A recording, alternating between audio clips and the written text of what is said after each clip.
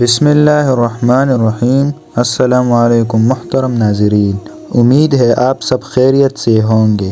عبداللہ بن مسعود رضی اللہ تعالی عنہ سے روایت ہے کہ میں نے رسول اللہ صلی اللہ علیہ وآلہ وسلم سے پوچھا کہ اللہ کے ہاں گناہوں میں سب سے بڑا گناہ کون سا ہے؟ آپ صلی اللہ علیہ وآلہ وسلم نے فرمایا، تو اللہ تعالیٰ کے ساتھ کسی کو شریک ٹھہرائے حالانکہ اس نے تجھے پیدا کیا ہے۔ میں نے عرض کیا، واقعی وہ بڑا گناہ ہے۔ میں نے پھر عرض کیا کہ اس کے بعد کون سا گناہ بڑا ہے؟ آپ صلی اللہ علیہ وآلہ وسلم نے فرمایا، اپنی اولاد کو اس ڈر سے قتل کر دینا کہ وہ تیرے ساتھ کھانے پینے میں شریک ہو۔ میں نے عرض کیا، پھر اس کے بعد کون سا گناہ ہے؟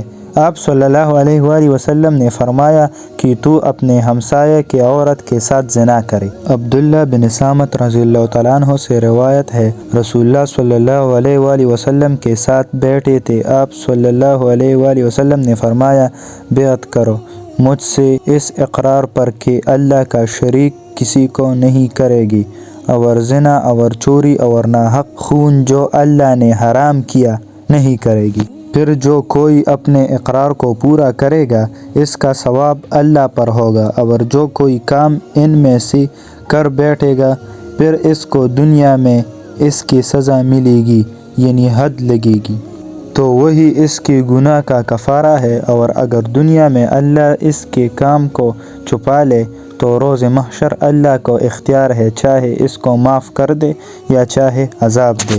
حضرت ابو ذر غفاری رضی اللہ تعالیٰ عنہ نے نبی کریم صلی اللہ علیہ وآلہ وسلم کو یہ فرماتے ہوئے سنا کہ میرے پاس جبرائیل علیہ السلام آئے۔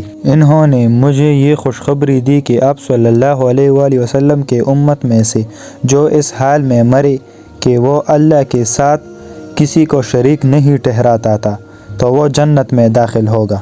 میں نے یہ سن کر عرض کیا، اگرچہ وہ شخص زنا اور چوری کرتا ہو؟ فرمایا، خواہ وہ زنا یا چوری کرے۔ اگر آپ کو یہ ویڈیو پسند آئی ہو تو ہمارے چینل کو سبسکرائب کریں اور ویڈیو کو لائک کریں۔